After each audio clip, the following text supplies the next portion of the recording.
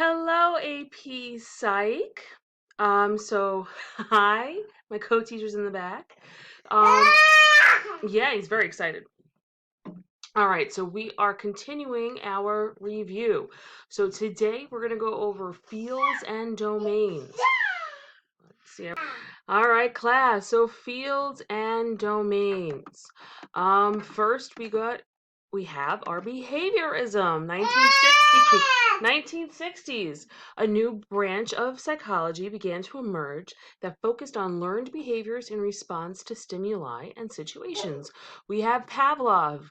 Remember him with the dog? How could you forget? We talked about him a million times. We watched 1,000 videos.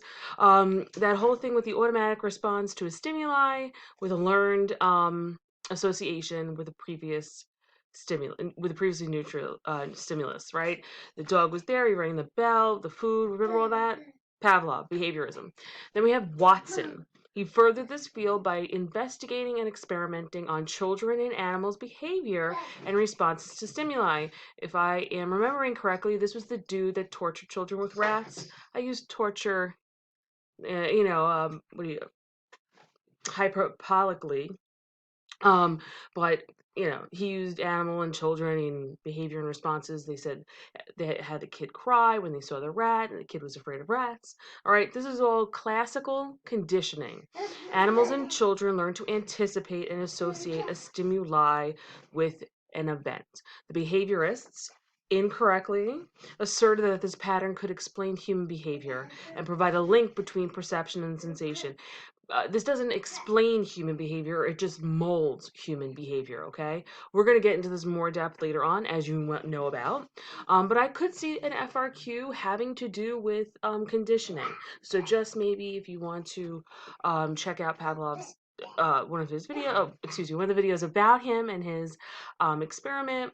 Look at Watson again, but again, we are going to dive deeper into the behaviorism later in the course or in our review. All right.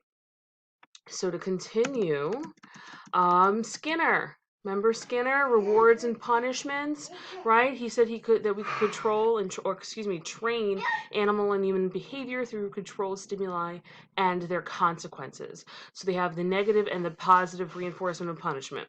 So a negative reinforcement, negative is you take away, positive is adding. And then there's reinforcements and punishments.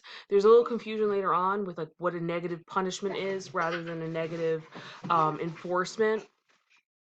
We'll talk about that later, but the idea is if I tell you if you do your homework, I'll give you a cookie, that's a positive reinforcement.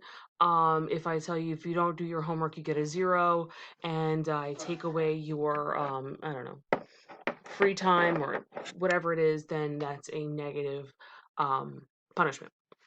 So the rats were trained to stand or press levers based on rewards and punishments. Skinner believes that we don't have any free will, doesn't exist. All of the behavior that you exhibit is learned. And these experiments became famous for shaping, and I think that's a great word, shaping behaviors of both animals and humans, which laid the ground for treatment of behaviors and ailments. And as an educator and taking educational psychology, learned a lot about Skinner. I myself and maybe some of your teachers have used some of his techniques on you. Continuing. Heck yeah. Humanism and cognitive psychology.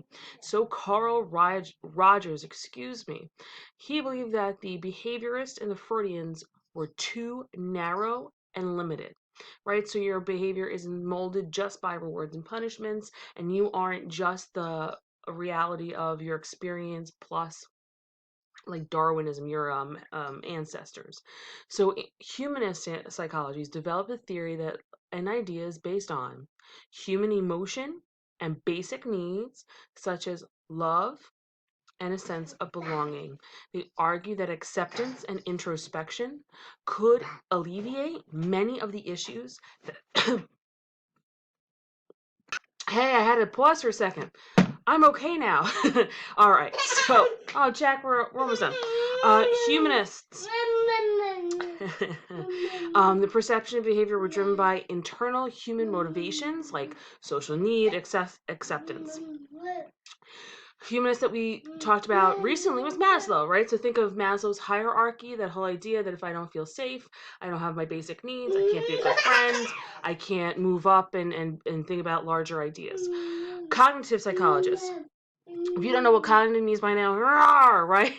Cognitive, think your brain, right? Cognitive psychologists focus more on the mental processes of the brain.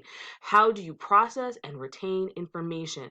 Not we, I'm not part of them, but cognitive psychologists focus on the brain's thinking process, problem solving, knowledge, intelligence, perception, thinking, memory. And Bandura, right? We also talked about him and his experiments with social psychology. I am going to pause here. All right, we're going to pause here, guys. Just a note, these videos can never exceed 15 minutes, so that's good to know. This one's relatively short. I stopped right before field strengths and weaknesses. I don't know if you remember all those fields. There was a bunch of them. You had to memorize them all. We had matching cards and stuff, so I wanted to make sure I walked through that slowly. All right, so that's our second review in the bag. Jack, you all right? Yes? All right, guys. Have a good one. Be safe.